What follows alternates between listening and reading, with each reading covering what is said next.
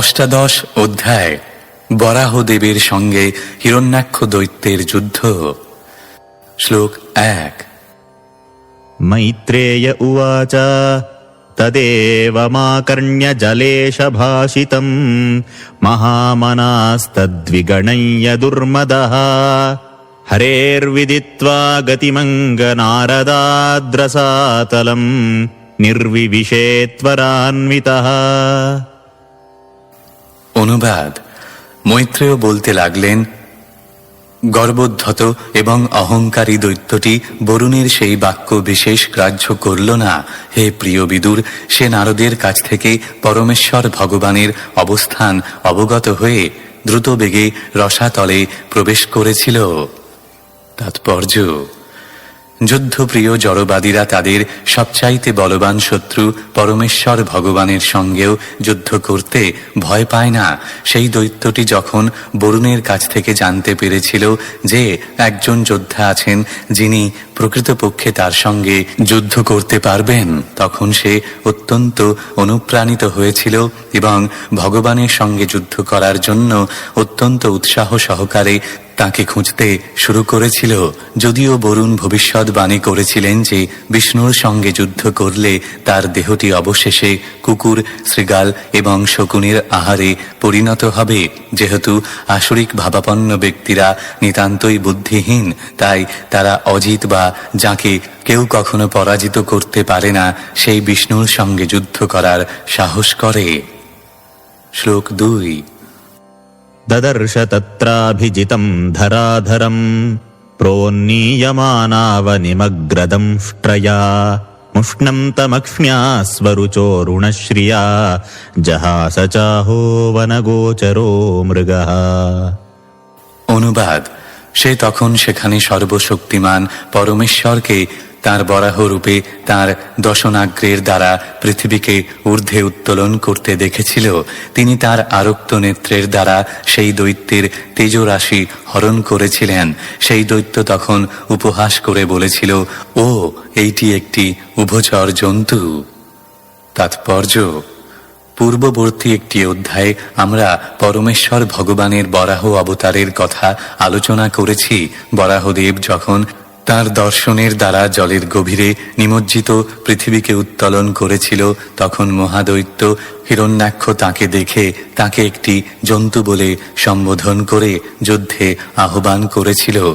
অসুরেরা ভগবানের অবতারের তত্ত্ব বুঝতে পারে না। তারা মনে করে যে মিন, বরাহ অথবা কুর্মরূপে তাঁর অবতার একটি বৃহদাকার জন্তু মাত্র। এমনকি পরমেশ্বর ভগবানের নবরূপী অবতারকেও তারা বুঝতে পারে না। তাই তারা তাকে অবজ্ঞা করে চৈতন্য সম্প্রদায়ে কখনো কখনো নিত্যানন্দ প্রভুর অবতরণ সম্বন্ধেও একটি আসুরিক ভ্রান্ত ধারণা রয়েছে। নিত্যানন্দ প্রভুর দেহ চিন্ময়, কিন্তু আসুরিক ভাবাপন্ন মানুষেরা মনে করে পরমেশ্বর ভগবানের দেহ আমাদেরই মতো জড়। অবজানন্তি মাং মূঢ়া। যাদের কোনো বুদ্ধি নেই তারা ভগবানের চিন্ময় রূপকে জড় মনে করে অবজ্ঞা করে। শ্লোক 3। अहैनमे ह्यज्ञमहीं विमुञ्चनो रसौकसाम् विश्वसृजेयमर्पिता न स्वस्ति यास्यस्य नयाममेक्षतः सुराधमासादित सूकराकृते। অনুবাদ। ভগবানকে সম্বোধন করে সেই দৈত্য বলল, রে শুকর রূপধারী দেব শ্রেষ্ঠ, আমার কথা শোন। রসাতলবাসী আমাদেরকে এই পৃথিবী প্রদান করা হয়েছে এবং আমার দ্বারা আহত না হয়ে আমার উপস্থিতিতে তুই তা নিয়ে যেতে পারবি না। তাৎপর্য: এই শ্লোকের ভাষ্যে শ্রীধর স্বামী উল্লেখ করেছেন যে যদিও সেই দৈত্যটি বরাহ রূপধারী পরমেশ্বর ভগবানকে উপহাস করতে চেয়েছিল, কিন্তু প্রকৃতপক্ষে অনেক শব্দের দ্বারা সে তাকে পূজা করেছিল। যেমন সে তাকে বনগোচর বলে সম্বোধন করেছে, যার অর্থ হচ্ছে যিনি বনে বাস করেন। কিন্তু বনগোচর শব্দটির আরেকটি অর্থ হচ্ছে যিনি জলে শয়ন করেন। বিষ্ণু জলে শয়ন করেন, তাই পরমেশ্বর ভগবানকে এই সম্বোধন যথাযথ। দৈত্যটি তাকে মৃগ বলে সম্বোধন করেছে, যার অর্থ হচ্ছে পশু, কিন্তু অজ্ঞাতসারে এইভাবে সম্বোধন করার অর্থ হচ্ছে মহর্ষিগণ, মহাত্মাগণ এবং পরমার্থবাদীগণ যার অন্বেষণ করেন সেই পরমেশ্বর ভগবান, সে তাকে অজ্ঞ বলেও সম্বোধন করেছে। শ্রীধর স্বামী বলেছেন যে গ মানে হচ্ছে জ্ঞান, এবং এমন কোনো জ্ঞান নেই যা পরমেশ্বর ভগবানের অজ্ঞাত। তাই পরোক্ষভাবে সেই দৈত্যটি বলেছে যে বিষ্ণু সবকিছু জানেন।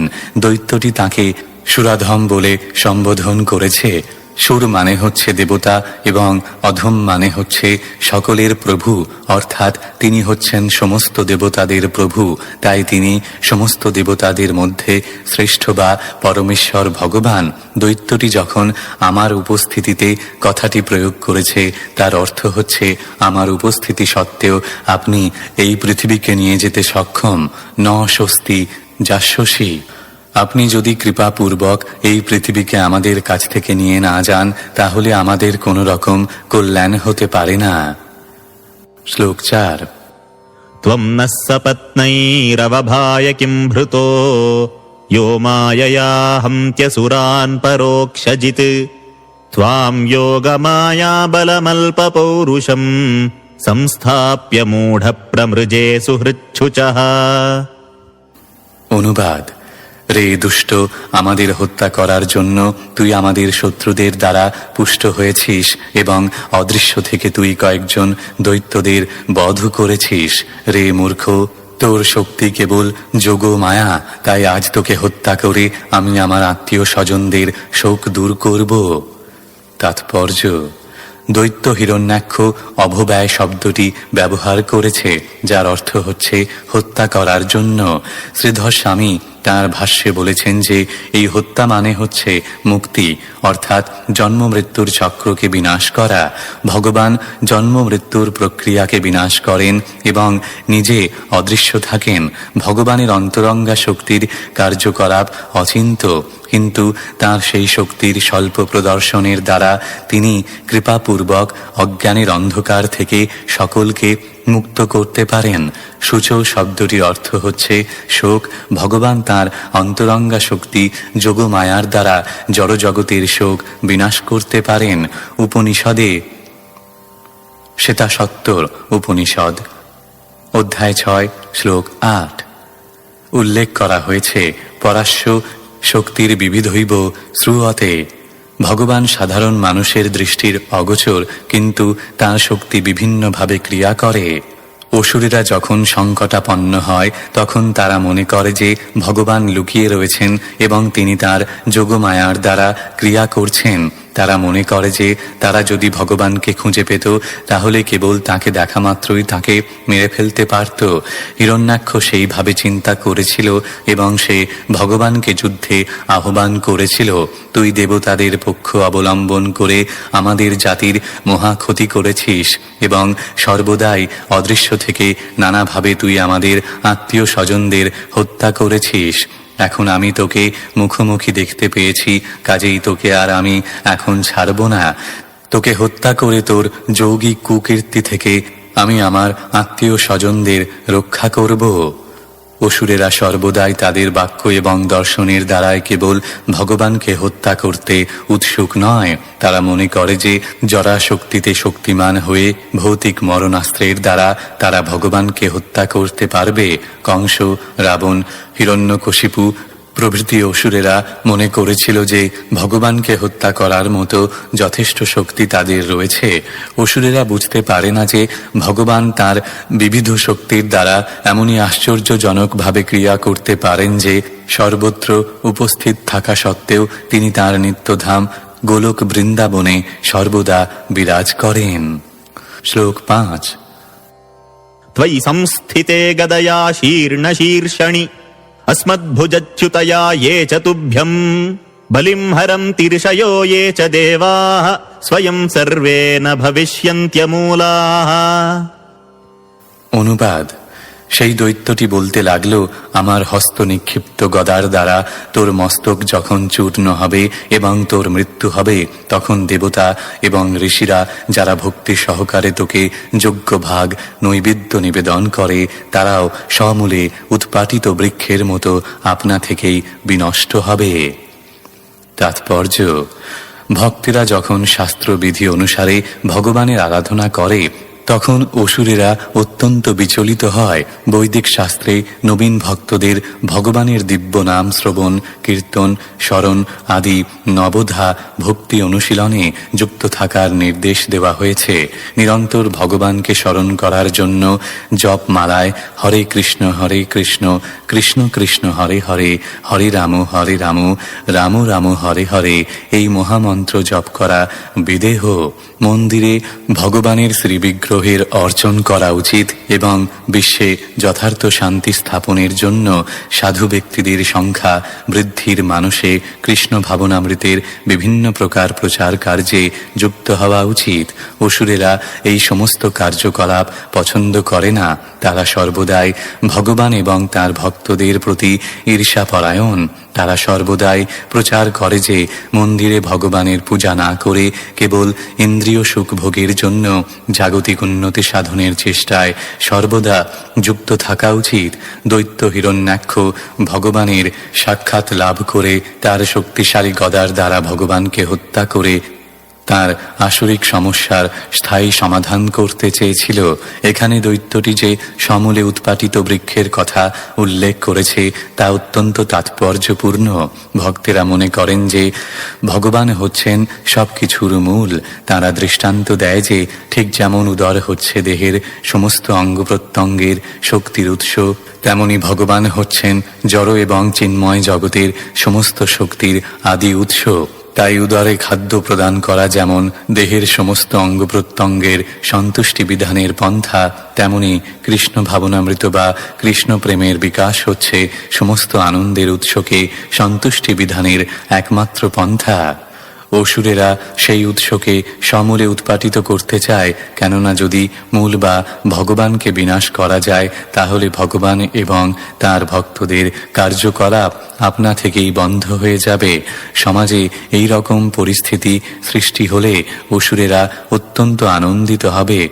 অসুরেরা অবাধে ইন্দ্রিয় তৃপ্তি সাধনের জন্য সর্বদা ভগবদ্বিহীন সমাজ সৃষ্টি করতে অত্যন্ত উৎসুক।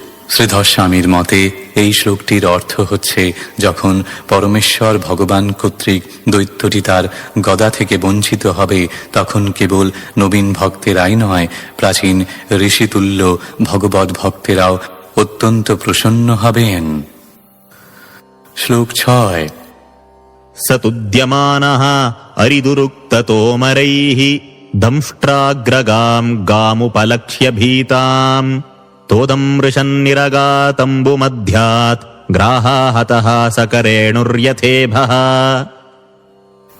অনুবাদ: ভগবান যদিও সেই অসুরের কটু বাক্যরূপ অস্ত্রের দ্বারা ব্যথিত হয়েছিলেন, তবুও তিনি সেই বেদনা সহ্য করেছিলেন। তার দশনাগ্রে অবস্থিত পৃথিবীকে ভিতা দেখে তিনি জলের মধ্য থেকে বেরিয়ে এলেন, ঠিক যেমন কুমিরের দ্বারা আহত হস্তি তার হস্তিনী সহ নির্গত হয়। তাৎপর্য: মায়াবাদী দার্শনিকেরা বুঝতে পারে না যে ভগবানের অনুভূতি রয়েছে। কেউ যখন ভগবানকে সুন্দর প্রশস্তি নিবেদন করেন তখন ভগবান প্রসন্ন হন, এবং তেমনি কেউ যদি তার অস্তিত্ব অস্বীকার করে অথবা তাকে গালি দেয় তখন ভগবান অসন্তুষ্ট হন। মায়াবাদী দার্শনিকেরা যারা প্রায় অসুরের মতো, তারা ভগবানের নিন্দা করে। তারা বলে যে ভগবানের মস্তক নেই, তার কোনো রূপ নেই, তার কোনো অস্তিত্ব নেই এবং হাত পা বা অন্য কোনো অঙ্গ প্রত্যঙ্গ নেই। পক্ষান্তরে তারা বলতে চায় যে তিনি মৃত অথবা পঙ্গু। পরমেশ্বর ভগবান সম্বন্ধে এই সমস্ত ভ্রান্ত ধারণা হচ্ছে তার অসন্তুষ্টির কারণ। এই প্রকার নাস্তিকতামূলক বর্ণনার দ্বারা তিনি কখনো প্রসন্ন হন না এই ক্ষেত্রে যদিও দৈত্যের মর্মভেদী শব্দের দ্বারা ভগবান ব্যথা অনুভব করেছিলেন, তবুও তার ভক্ত দেবতাদের প্রীতি সাধনের জন্য তিনি পৃথিবীকে উদ্ধার করেছিলেন। মূল কথা হচ্ছে এই যে ভগবান আমাদেরই মতো সচেতন। তিনি আমাদের স্তুতির দ্বারা প্রসন্ন হন এবং তার বিরুদ্ধে আমাদের কটূক্তির দ্বারা অপ্রসন্ন হন। তার ভক্তদের রক্ষা করার জন্য তিনি সর্বদাই নাস্তিকদের কটূক্তি সহ্য করতে প্রস্তুত থাকেন। শ্লোক 7।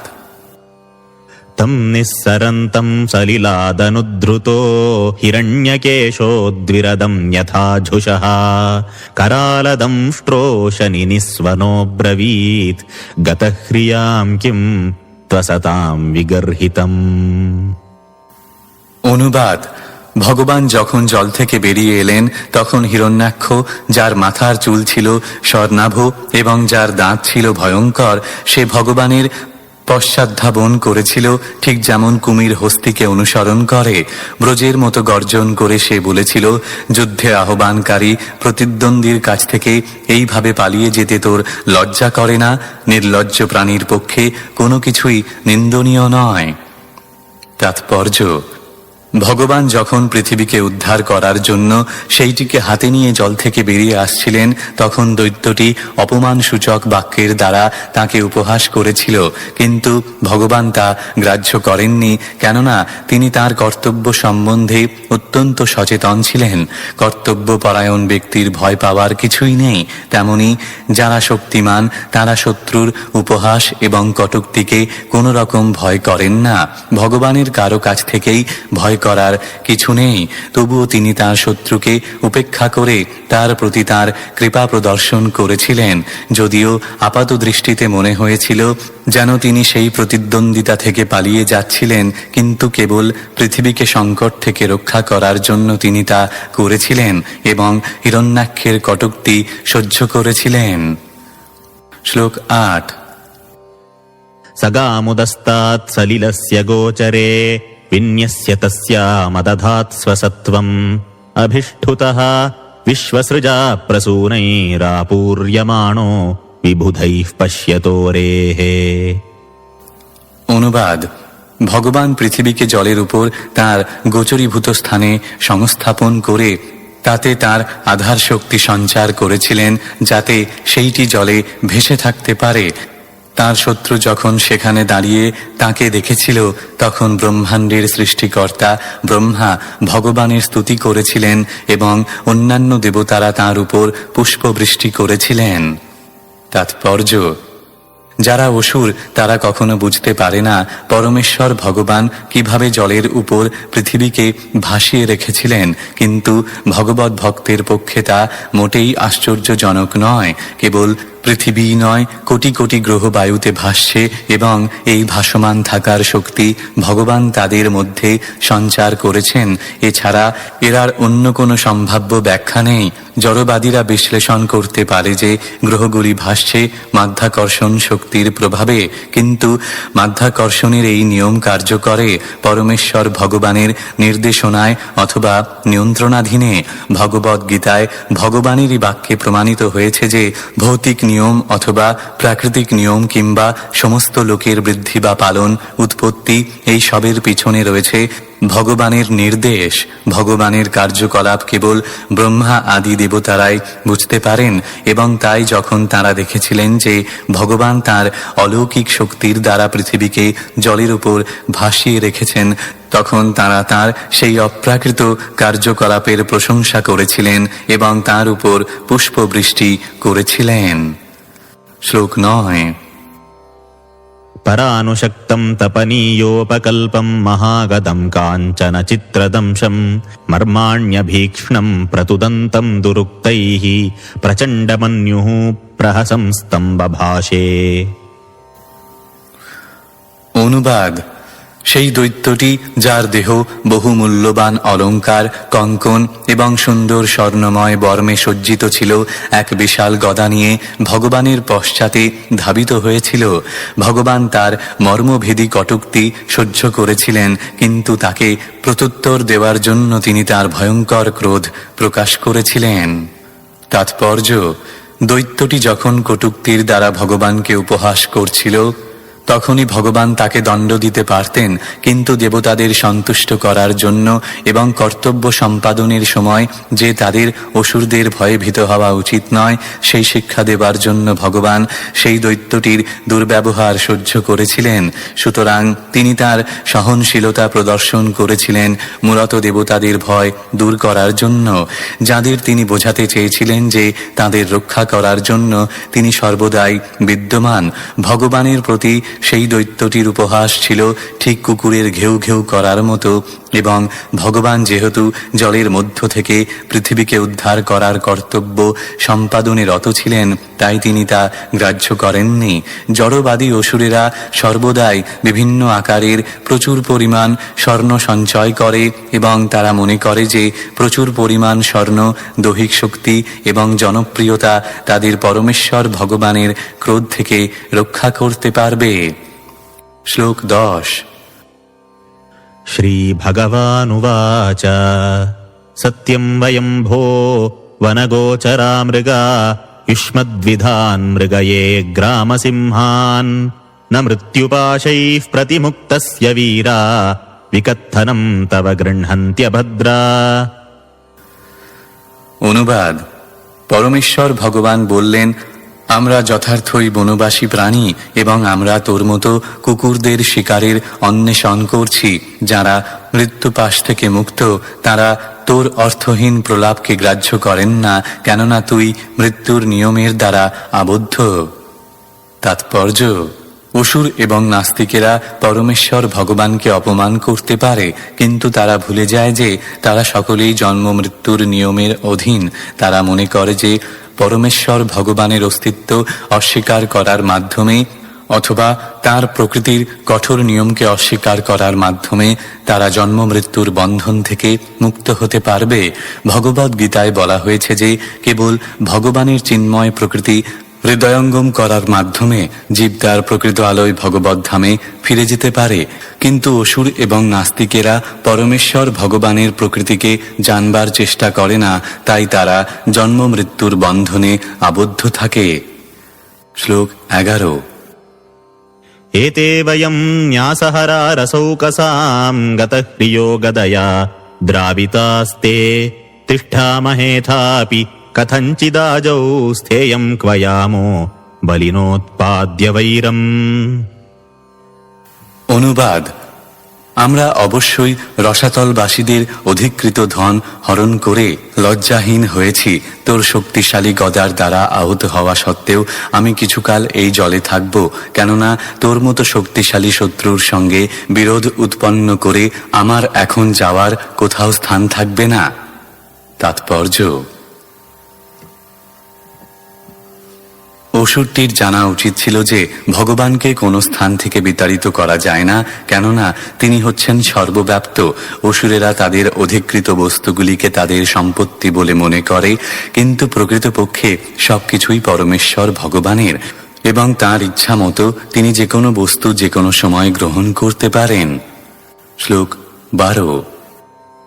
त्वं भद्रथानां किल यूथपाधिपो घटस्वनोस्त्वस्तय आश्वहूनः संस्थाप्य चास्मान् प्रमृजाश्रुस्वकानां यस्वां प्रतिज्ञां नातिपिपर्त्य सभ्यः। অনুবাদ: তুই বহু পদাতিক সৈন্যের সেনাপতি, এবং এখন তুই আমাদের পরাভূত করার জন্য শীঘ্রই প্রচেষ্টা করতে পারিস। তোর মূর্খ বাক্যালাপ পরিত্যাগ করে এবং আমাদের হত্যা করে তোর আত্মীয় স্বজনদের অশ্রুমোচন করার চেষ্টা কর। যে গর্বোদ্ধত ব্যক্তি নিজের প্রতিজ্ঞার মর্যাদা রাখতে পারে না, সে সভায় বসার অযোগ্য। তাৎপর্য: একজন দৈত্য মহাযোদ্ধা হতে পারে এবং বিশাল পদাতিক সৈন্যের সেনাপতি হতে পারে, কিন্তু পরমেশ্বর ভগবানের উপস্থিতিতে সে শক্তিহীন এবং তার মৃত্যু অবশ্যম্ভাবী। তাই ভগবান দৈত্যটিকে আহ্বান করেছিলেন সে যেন পালিয়ে না গিয়ে তাকে হত্যা করার প্রতিজ্ঞা পূর্ণ করে। শ্লোক 13। मैत्रेय उवाच सोऽधिक्षिप्तो भगवता प्रलब्धश्चरुषा भृशम् आजहारोल्बणम् क्रोधम् क्रीड्यमानो हिराडिव। অনুবাদ: শ্রী মৈত্রেয় বললেন, ভগবান যখন এইভাবে সেই দৈত্যটিকে যুদ্ধে আহ্বান করলেন, তখন সে অত্যন্ত ক্রুদ্ধ এবং উত্তেজিত হয়ে আহত প্রতিদ্বন্দ্বী বিশাল বিষধর সর্পের মতো ক্রোধে কম্পিত হতে লাগল। তাৎপর্য: সাধারণ মানুষের কাছে কাল সর্প অত্যন্ত ভয়ঙ্কর, কিন্তু তাকে নিয়ে খেলা করতে পারে যে সাপুড়ে, তার কাছে সে একটি খেলার বস্তু। তেমনি একটি দৈত্য তার নিজের রাজ্যে অত্যন্ত পরাক্রমশালী হতে পারে, কিন্তু পরমেশ্বর ভগবানের কাছে সে অতি নগণ্য। রাক্ষস রাবণ দেবতাদের কাছেও অত্যন্ত ভয়ঙ্কর ব্যক্তি ছিল, কিন্তু সে যখন ভগবান শ্রীরামচন্দ্রের সম্মুখীন হয়, তখন সে ভয়ে কম্পিত হয়ে তার আরাধ্য দেবতা শিবের কাছে প্রার্থনা করেছিল, কিন্তু তাতে কোনো লাভ হয়নি। শ্লোক 14। সৃজন্নমর্ষিতঃ শ্বাসান মন্যুঃ প্রচলিতেন্দ্রিয়ঃ আসাদ্য তরসা দৈত্যঃ গদয়ান্যহনদ্ধরিম। অনুবাদ: ক্রোধের ফলে তার সমস্ত ইন্দ্রিয় বিচলিত হয়েছিল এবং ঘন ঘন নিঃশ্বাস ত্যাগ করে সেই দৈত্যটি দ্রুত বেগে ভগবানের উপর ঝাঁপিয়ে পড়ে তার শক্তিশালী গদার দ্বারা তাকে আঘাত করেছিল। শ্লোক 15। ভগবাংস্তু গদাবেগম বিশিষ্টম রিপুণোরসি অবঞ্চয়ত্তিরশ্চীনো যোগারূঢ় ইবান্তকম। অনুবাদ: কিন্তু ভগবান এক পাশে ঈষৎ সরে গিয়ে তার বক্ষের উপর নিক্ষিপ্ত শত্রুর প্রচণ্ড গদার আঘাত এড়িয়ে গিয়েছিলেন, ঠিক যেমন সিদ্ধযোগী মৃত্যুকে বঞ্চনা করে। তাৎপর্য: এখানে সিদ্ধযোগীর প্রকৃতির নিয়মে প্রদত্ত মৃত্যুকে পরাভূত করার দৃষ্টান্তটি দেওয়া হয়েছে। শক্তিশালী গদার দ্বারা পরমেশ্বর ভগবানের চিন্ময় বিগ্রহকে আঘাত করা দৈত্যের পক্ষে অসম্ভব ছিল, কেননা পরমেশ্বর ভগবানের শক্তিকে কেউ অতিক্রম করতে পারে না। যারা উন্নত স্তরের পরমার্থবাদী, তারা প্রকৃতির নিয়ম থেকে মুক্ত, এমনকি মৃত্যুর প্রভাবও তাঁদের উপর কার্যকরী হয় না। আপাত দৃষ্টিতে মনে হতে পারে যে যোগী মৃত্যুর আঘাতে আক্রান্ত হয়েছেন, কিন্তু ভগবানের কৃপায় তিনি ভগবানের সেবার জন্য এই প্রকার বহু আঘাত অতিক্রম করতে পারেন। ভগবান যেমন তাঁর স্বতন্ত্র শক্তির দ্বারা বিরাজমান, তেমনি ভগবানের কৃপায় ভক্তেরাও তাঁর সেবার জন্য জীবিত থাকেন। শ্লোক 16। পুনর্গদা স্বামাদায় ভ্রাময়ন্তমভীক্ষণঃ অভ্যদাবদ্ধরিঃ ক্রুদ্ধঃ সম্রম্ভাদ্দষ্টদচ্ছদম। অনুবাদ: সেই দৈত্যটি পুনরায় তার গদা গ্রহণ করে তা বারবার ঘোরাতে ঘোরাতে ক্রোধবশত দন্তের দ্বারা তার অধর দংশন করতে আরম্ভ করল। তখন পরমেশ্বর ভগবান অত্যন্ত ক্রুদ্ধ হয়ে সেই দৈত্যের দিকে ধাবিত হলেন। শ্লোক 17। ততশ্চ গদয়া রাতিম দক্ষিণস্যাম ভ্রুবি প্রভুঃ আজঘ্নে সতুতাম সৌম্য গদয়া কোবিদোহনত। অনুবাদ: তারপর ভগবান তাঁর গদা দিয়ে সেই শত্রুর ডান দিকের ভ্রুর মধ্যে আঘাত করেছিলেন। হে সৌম্যবিদুর, কিন্তু যেহেতু সেই দৈত্যটি যুদ্ধে দক্ষ ছিল, তাই সে তার সুনিপুণ গদা চালনার দ্বারা আত্মরক্ষা করেছিল। শ্লোক 18। এবং গদাভ্যাম গুর্বীভ্যাম হর্যক্ষো হরিরেব চ জিগীষয়া সুসম্রব্ধৌ অন্যোন্যমভিজঘ্নতুঃ। অনুবাদ: এইভাবে হরযক্ষ দৈত্য এবং পরমেশ্বর ভগবান উভয় ক্রুদ্ধ হয়ে জয় লাভের বাসনায় পরস্পরকে তাঁদের বিশাল গদার দ্বারা আঘাত করতে লাগলেন। তাৎপর্য: হরযক্ষ হিরণ্যাক্ষ দৈত্যের আরেকটি নাম। শ্লোক 19। তয়োস্পৃধোস্তিগ্ম গদাহতাম গয়োঃ ক্ষতাস্রবঘ্রাণ বিবৃদ্ধমন্য়োঃ বিচিত্রমার্গাংশ্চরতোর্জিঘীষয়া ব্যাভাদিলায়ামিব শুষ্মিণোর্মৃধঃ। অনুবাদ: দুই যোদ্ধার মধ্যে প্রচণ্ড প্রতিদ্বন্দ্বিতা হয়েছিল। তাদের তীক্ষ্ণ গদার আঘাতে উভয়েরই দেহ আহত হয়েছিল এবং তাদের ক্ষত থেকে নির্গত রক্তের গন্ধ পেয়ে উভয়ই অতিশয় ক্রোধদীপ্ত হয়েছিলেন।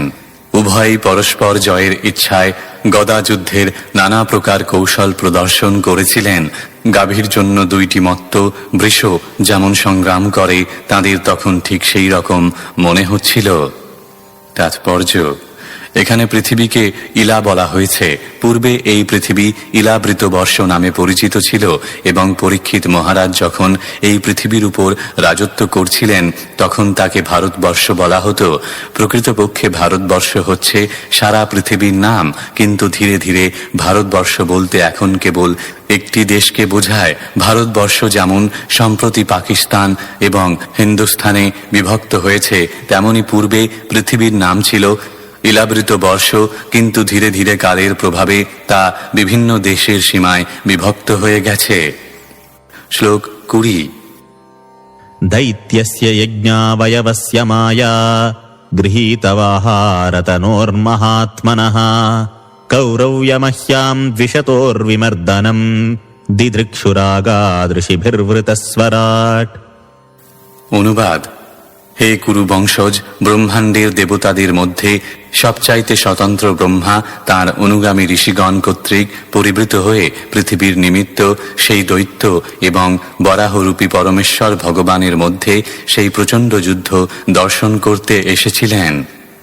তাৎপর্য: পরমেশ্বর ভগবান এবং দৈত্যের মধ্যে সেই যুদ্ধকে একটি গাভীর জন্য দুইটি বৃষের যুদ্ধের সঙ্গে তুলনা করা হয়েছে। পৃথিবীকেও গো বা গাভী বলা হয়। গাভীর সঙ্গে কে সঙ্গম করে সেই উদ্দেশ্যে যেমন বৃষদের মধ্যে যুদ্ধ হয়, তেমনি পৃথিবীর উপর আধিপত্য করার উদ্দেশ্যে দৈত্যদের সঙ্গে ভগবান অথবা তাঁর প্রতিনিধিদের সর্বদা যুদ্ধ হয়। এখানে পরমেশ্বর ভগবানকে অত্যন্ত তাৎপর্যপূর্ণভাবে যজ্ঞাবয়ব বলে বর্ণনা করা হয়েছে। কারো মনে করা উচিত নয় যে ভগবান একজন সাধারণ শূকরের শরীর ধারণ করেছিলেন। তিনি যে কোনো রূপ ধারণ করতে পারেন এবং তাঁর সেই সমস্ত রূপই নিত্য। তার থেকে অন্য সমস্ত রূপ প্রকাশিত হয়েছে। এই বরাহ রূপকে কোনো সাধারণ শূকরের রূপ বলে মনে করা উচিত নয়। প্রকৃতপক্ষে তাঁর দেহ যজ্ঞ বা আরাধনার উপচারে পূর্ণ। যজ্ঞ বিষ্ণুকে নিবেদন করা হয়। যজ্ঞ মানে হচ্ছে বিষ্ণুর শরীর, তাঁর দেহ জড় নয়। তাই তাকে একজন সাধারণ বরাহ বলে মনে করা উচিত নয়। এখানে ব্রহ্মাকে সরাট বলে বর্ণনা করা হয়েছে। প্রকৃতপক্ষে পূর্ণ সরাট কেবল ভগবান স্বয়ং, কিন্তু ভগবানের বিভিন্ন অংশরূপে প্রতিটি জীবেরও স্বল্প পরিমাণ স্বাতন্ত্র্য রয়েছে। এই ব্রহ্মাণ্ডের প্রতিটি জীবের এই প্রকার অল্প স্বাতন্ত্র্য রয়েছে, কিন্তু ব্রহ্মা সমস্ত জীবেদের মধ্যে প্রধান হওয়ার ফলে তার স্বাতন্ত্র্য অন্য সকলের থেকে বেশি। তিনি হচ্ছেন পরমেশ্বর ভগবান শ্রীকৃষ্ণের প্রতিনিধি এবং তাকে ব্রহ্মাণ্ডের সমস্ত ব্যাপারে তত্ত্বাবধান করার দায়িত্ব দেওয়া হয়েছে। অন্য সমস্ত দেবতারা তার জন্য কার্য করেন, তাই তাকে এখানে সরাট বলে বর্ণনা করা হয়েছে। তিনি সর্বদা মহর্ষি এবং মহাত্মাগণ কর্তৃক পরিবেষ্টিত থাকেন, যারা সকলে দৈত্যের সঙ্গে ভগবানের বৃষযুদ্ধ দর্শন করার জন্য এসেছিলেন। শ্লোক 21। आसन्न शौण्डीरमपेतसाध्वसम् कृतप्रतीकारमहार्यविक्रमम् विलक्ष्य दैत्यम् भगवान् सहस्रणीर्जगाद नारायणमादिसूकरम्। অনুবাদ: সেই যুদ্ধক্ষেত্রে উপস্থিত হয়ে সহস্র ঋষি এবং মহাত্মাদের নেতা ব্রহ্মা সেই দৈত্যকে দেখলেন। সে এমন অভূতপূর্ব শক্তি প্রাপ্ত হয়েছিল যে কেউই তার সঙ্গে যুদ্ধ করতে সক্ষম ছিল না। ব্রহ্মা তখন আদি বরাহদেব শ্রী বিষ্ণুকে বললেন। শ্লোক 22-23। ब्रह्मोवाच एष ते देवदेवानामङ्घ्रिमूलमुपेयुषाम् विप्राणाम् सौरभेयीणाम् भूतानामप्यनागसाम् आगः कृत् भयकृद्दुष्कृत् अस्मद्राद्धवरोऽसुरः अन्वेषन्न प्रतिरथो लोकानटति कण्टकः। অনুবাদ: শ্রী ব্রহ্মা বললেন, হে ভগবান, এই দৈত্যটি দেবতা, ব্রাহ্মণ, গাভী এবং সর্বদাই আপনার শ্রীপাদপদ্মের আরাধনার উপর নির্ভরশীল সমস্ত নির্মল ও সরল ব্যক্তিদের কণ্টক স্বরূপ। সে অনর্থক তাঁদের ক্লেশ প্রদান করায় তাঁদের ভয়ের কারণ হয়েছে। আমার কাছ থেকে বর লাভ করে সে এক মহাশক্তিশালী দৈত্যে পরিণত হয়েছে এবং সেই সর্বদাই উপযুক্ত প্রতিদ্বন্দ্বীর অন্বেষণ করতে করতে ব্রহ্মাণ্ডের সর্বত্রই সেই অসৎ উদ্দেশ্য সাধনের জন্য বিচরণ করে। তাৎপর্য: দুই শ্রেণীর জীব রয়েছে। তাদের একটিকে বলা হয় সুর বা দেবতা এবং অন্যটিকে বলা হয় অসুর বা দৈত্য। দৈত্যেরা সাধারণত দেবতাদের পূজা করার প্রতি অনুরক্ত এবং তারা যে এই প্রকার পূজার মাধ্যমে তাদের ইন্দ্রিয় তৃপ্তি সাধনের জন্য প্রচুর শক্তি লাভ করে তার অনেক প্রমাণ রয়েছে। এইভাবে তারা ব্রাহ্মণ, দেবতা এবং অন্যান্য সমস্ত নিরীহ জীবেদের ক্লেশের কারণ হয়। স্বভাবত অসুরেরা দেবতা, ব্রাহ্মণ এবং নিরীহ মানুষদের দোষ খুঁজে বেড়ায় এবং তাদের নিরন্তর ভয়ের কারণ হয়। অসুরদের কাজ হচ্ছে দেবতাদের থেকে শক্তি লাভ করে তারপর সেই দেবতাদেরই উপহাস করা। শিবের এক মহান ভক্তের একটি দৃষ্টান্ত রয়েছে যে সে শিবের কাছ থেকে বর প্রাপ্ত হয় যে সে তার হাত দিয়ে যার মাথা স্পর্শ করবে তার মস্তক তার শরীর থেকে আলাদা হয়ে যাবে। সেই বর পাওয়া মাত্রই অসুরটি শিবের মস্তক স্পর্শ করে তার সেই বরের কার্যকারিতা পরীক্ষা করতে চেয়েছিল। এইটি হচ্ছে তাদের মনোভাব। কিন্তু পরমেশ্বর ভগবানের ভক্ত কখনো তাদের ইন্দ্রিয় তৃপ্তি সাধনের জন্য ভগবানের কাছ থেকে কোনো বর প্রত্যাশা করেন না। এমনকি তাদের যদি মুক্তি পর্যন্ত প্রদান করা হয় তাও তারা গ্রহণ করতে অস্বীকার করেন। তারা কেবল ভগবানের অপ্রাকৃত প্রেমময় সেবায় যুক্ত থেকেই সন্তুষ্ট থাকেন। শ্লোক 24। मैनं मायाविनं दृप्तं निरङ्कुशमसत्तमं हा क्रीडबालवद्देव यथा शीविषमुत्थितम्। অনুবাদ: ব্রহ্মা বলতে লাগলেন, হে প্রিয় ভগবান, এই সর্পতুল্য দৈত্যের সঙ্গে খেলা করার কোনো প্রয়োজন নেই, কেননা এ মায়াবী এবং গর্ভোদ্ধত, সেই সঙ্গে সে নিরঙ্কুশ এবং ভয়ঙ্কর দুষ্ট। তাৎপর্য: যখন কোনো সর্পকে হত্যা করা হয় তখন কেউই সেই জন্য দুঃখিত হয় না।